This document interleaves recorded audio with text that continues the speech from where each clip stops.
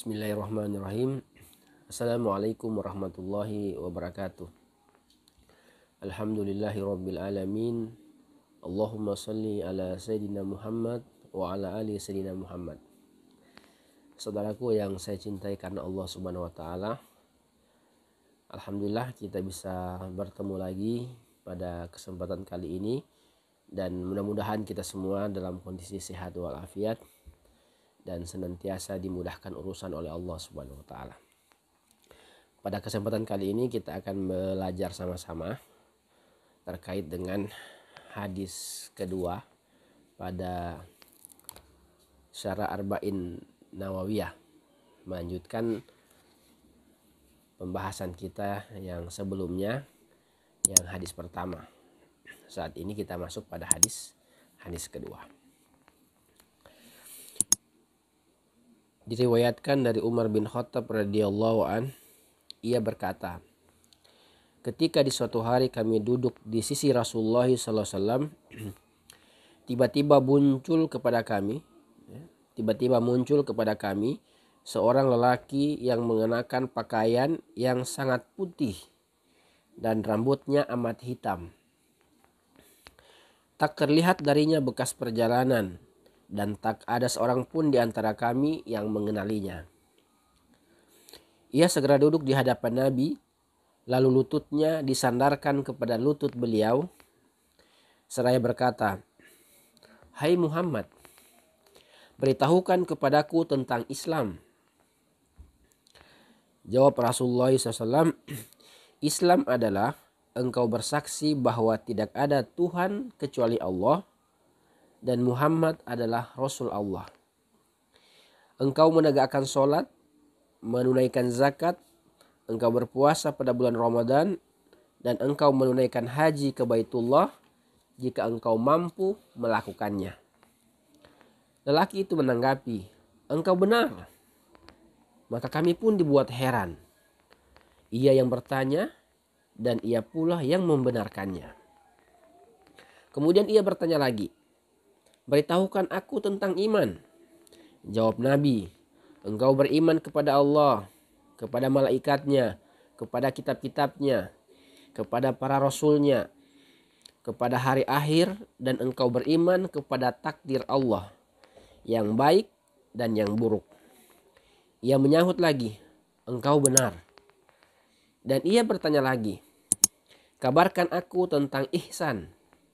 Jawab Nabi, "Engkau beribadah kepada Allah seolah-olah engkau melihatnya. Dan bila engkau tidak mampu melihatnya, sesungguhnya dia melihatmu." Lelaki itu berkata lagi, "Beritahukan aku kapan terjadinya kiamat." Jawab Nabi, yang ditanya tidaklah lebih tahu dari yang bertanya. Dia pun bertanya, "Beritahukan kepadaku tentang tanda-tandanya, tentang tanda-tanda hari kiamat." Jawab Nabi, "Jika seorang amat atau budak wanita telah melahirkan tuannya, jika engkau melihat orang yang tidak beralas kaki, telanjang, miskin, dan pengembala kambing telah saling berlomba dalam mendirikan bangunan yang menjulang tinggi. Setelah itu lelaki tersebut segera pergi, aku pun terdiam sekian lamanya, sehingga Nabi bersabda kepadaku, 'Wahai Umar, tahukah engkau siapakah lelaki yang bertanya itu?' Aku menjawab, 'Allah dan Rasulnya lebih mengetahui.' Beliau bersabda, 'Dia adalah Jibril yang datang kepada kalian, mengajarkan kepada kalian tentang agama kalian.'" Hadis ini diriwayatkan oleh Imam Muslim dalam Sahihnya. Saudaraku yang saya cintai karena Allah Subhanahu wa taala, ini hadis yang panjang, yang banyak pelajaran yang bisa kita ambil dalamnya. Pelajaran yang pertama, satu,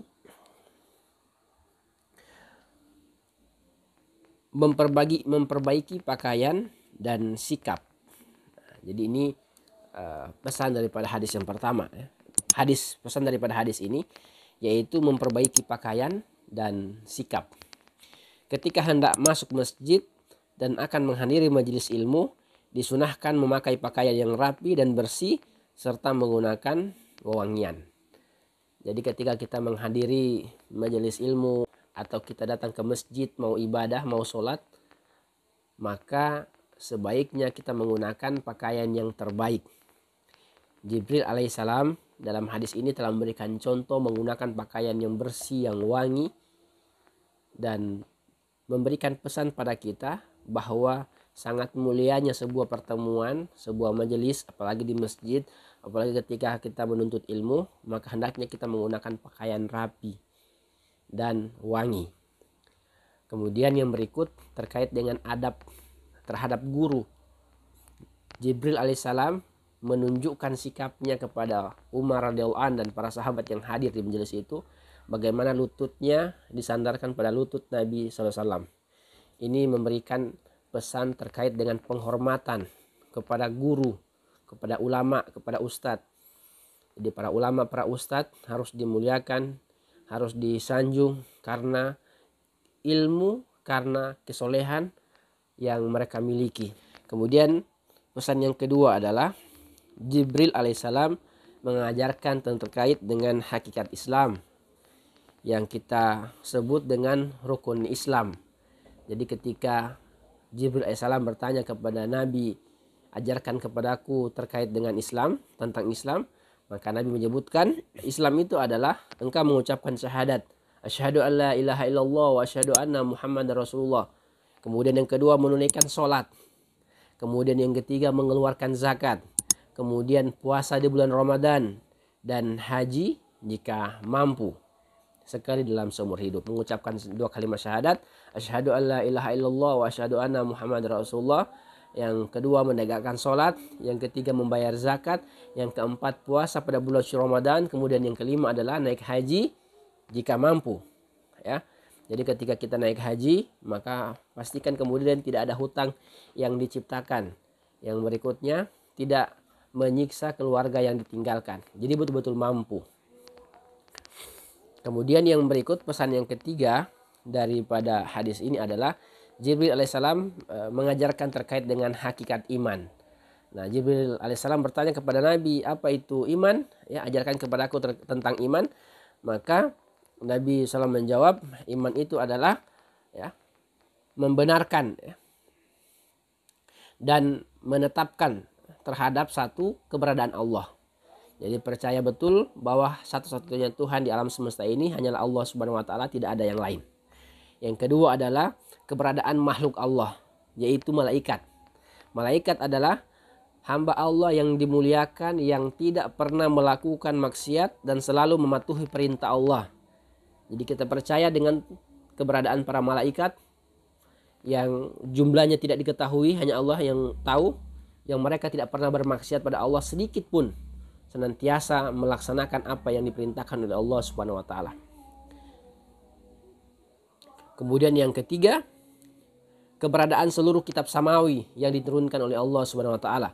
Jadi meyakini, mempercayai terkait dengan kitab-kitab Allah yang diturunkan oleh Allah Subhanahu wa taala yang belum mengalami perubahan oleh manusia. Kemudian yang keempat, keberadaan seluruh rasul yang telah dipilih dan diutus Allah untuk membimbing umat manusia. Jadi meyakini, percaya dengan rasul-rasul Allah yang diutus oleh Allah Subhanahu wa taala untuk membimbing manusia untuk tidak tergelincir di jalannya ya. Kemudian yang diturunkan bersamanya kitab samawi.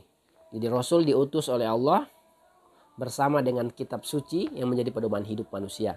Nah, kita umat Nabi Muhammad SAW, pedoman kita adalah Al-Quran. Jadi tidak kemudian berkiblat pada kitab-kitab yang lain, karena Al-Quran merupakan kitab terakhir yang Allah turunkan menyempurnakan seluruh kitab-kitab sebelumnya. Kemudian yang berikut, meyakini, membenarkan terkait dengan keberadaan hari kiamat. Jadi percaya dengan hari kiamat, bahwa hari kiamat pasti terjadi, hari pembalasan pasti terjadi, dan pada hari itu Allah membangkitkan manusia dari kuburnya, lalu menghisap seluruh perbuatannya dan memberinya balasan. Jadi harus yakin betul, percaya betul dengan adanya hari kiamat. Orang yang beriman kepada Allah harus yakin tentang adanya hari kiamat dan hari pembalasan. Kemudian yang terakhir, keberadaan takdir. Artinya segala hal yang terjadi di alam semesta ini merupakan ketentuan atau takdir dan kehendak Allah semata untuk suatu tujuan yang hanya diketahui oleh Allah Subhanahu wa taala. Jadi percaya dengan takdir Allah, takdir yang baik maupun takdir yang buruk. Bahwa semua sesuatu yang terjadi di alam semesta ini merupakan skenario daripada Allah Subhanahu wa taala. Tujuannya apa? Hanya Allah Subhanahu wa taala yang tahu. Kemudian yang berikut, pelajaran yang keempat terkait hadis ini adalah mengajarkan hakikat ihsan. Hakikat ihsan. Ihsan adalah ikhlas dan menyempurnakan keikhlasan tersebut. Artinya memurnikan ibadah sepenuhnya hanya untuk Allah serta dibarengi dengan upaya untuk menyempurnakannya. Jadi hakikat ihsan adalah engkau beribadah seolah-olah engkau melihat Allah Subhanahu wa taala. Jika kamu tidak bisa melihat Allah Subhanahu wa taala, dan itu pasti, maka yakinilah Allah melihat engkau. Jadi melakukan ibadah, melaksanakan ibadah dengan seikhlasnya karena Allah Subhanahu wa taala tidak dicampur dengan yang lainnya. Jadi ihsan adalah memurnikan ibadah kita, menyempurnakan keikhlasan kita hanya Allah Subhanahu wa taala. Kemudian yang berikut, yang kelima, hari kiamat dan tanda-tandanya. Jibril alaihissalam ingin mengajarkan juga pada Umar dan pada kita tentunya umat Muhammad terkait dengan hari kiamat dan tanda-tandanya. Waktu datangnya hari kiamat hanya diketahui oleh Allah Subhanahu wa taala dan tidak ada seorang pun yang mengetahuinya, baik malaikat maupun rasul. Itulah sebabnya mengapa Nabi SAW berkata kepada Jibril, yang ditanya tidaklah lebih tahu dengan yang bertanya. Meskipun demikian, Nabi Muhammad kemudian menjelaskan sebagian tanda-tandanya, yaitu satu, jadi tanda-tanda hari kiamat nih. Satu, zaman yang rusak dan akhlak yang buruk. Jadi zaman telah rusak dan akhlak yang buruk. Nah, kita lihat kondisi kita saat ini bagaimana. Apakah zaman kita dalam kondisi baik-baik saja dan akhlak umat manusia baik-baik saja? Tentunya kemudian kita menemukan yang sebaliknya, di mana zaman saat ini sudah berubah, ya. Dan tentunya mungkin ini merupakan bagian daripada tanda-tanda dekatnya dengan hari kiamat. Pada saat itu, banyak anak yang durhaka pada orang tuanya. Mereka memperlakukan orang tuanya seperti perlakuan Tuhan terhadap budaknya. Nah, kita cek rumah-rumah kita saat ini, ya, apakah kemudian atau rumah-rumah orang pada kebanyakan, bagaimana kemudian kedudukan orang tua di rumah-rumah mereka. Kebanyakan kemudian orang tua yang tinggal bersama mereka, para anak-anak mereka menjadi budak dalam rumahnya, dalam tanda kutip, ya, menjadi pesuruh, menjadi pekerja dalam rumah. Ini tentunya menjadi tanda-tanda hari kiamat yang Allah gambarkan lewat Rasulullah SAW, bahwa ketika kemudian seorang budak melahirkan tuannya, ketika anak kemudian sudah menjadi tuan, menjadi raja, dan orang tuanya menjadi budak atau orang yang disuruh-suruh, maka ini kemudian menjadi tanda dekatnya dengan hari kiamat. Kemudian yang berikut, keadaan yang chaos dan gawat. Kala itu banyak orang yang bodoh menjadi pemimpin dan wewenang diberikan kepada orang yang tidak mempunyai kemampuan atau bukan ahlinya. Nah, kita cek saat ini bagaimana kemudian kondisi bangsa-bangsa di dunia saat ini. Apakah kemudian pemimpin-pemimpin yang muncul atau para gubernur yang diangkat, bupati yang dipilih, gubernur yang dipilih sudah sesuai dengan kemampuan yang mereka miliki? Apakah kemudian mereka layak menjadi pemimpin suatu daerah, suatu negeri? Hanya kita kemudian yang mampu memberikan penilaian tentunya masing-masing. Dan kalau seandainya pemimpin-pemimpin yang diangkat atau dipilih tidak memiliki kemampuan, mereka bodoh, mereka tidak layak menjadi panutan bagi masyarakat atau umat, maka inilah tentunya merupakan tanda dekatnya dengan hari kiamat. Kemudian yang terakhir adalah pentingnya bertanya tentang suatu ilmu. Jibril alaihissalam memberikan teladan pada kita semua bahwa terkadang bertanya walaupun tahu itu diperlukan untuk mewakili mungkin ada pertanyaan dari orang lain yang tidak disampaikan. Jibril alaihissalam pasti tahu terkait apa yang ditanyakan kepada Nabi SAW. Akan tetapi dia ingin memberikan pelajaran pada kita. Walaupun tahu, tetaplah bertanya dalam suatu majelis atau dalam suatu forum. Siapa tahu kemudian pertanyaan kita belum diketahui oleh orang lain. Walaupun kita sendiri kemudian sudah tahu jawabannya. Jadi kalau seandainya kita dalam sebuah seminar, dalam sebuah majelis, ketika dipersilakan untuk bertanya, lantas yang lain kemudian tidak mau bertanya, apakah kemampuan bertanya mereka yang tidak ada atau kurang atau malu, maka kita boleh bertanya walaupun kita tahu jawabannya, untuk mewakili daripada saudara-saudara kita agar jawaban itu bisa sampai kepada saudara-saudara kita di majelis tersebut dan ilmunya kemudian bisa bermanfaat. Demikian ulasan singkat, mudah-mudahan ada manfaatnya dan yang benar dari Allah Subhanahu wa taala, yang salah merupakan kesalahan saya pribadi. Assalamualaikum warahmatullahi wabarakatuh.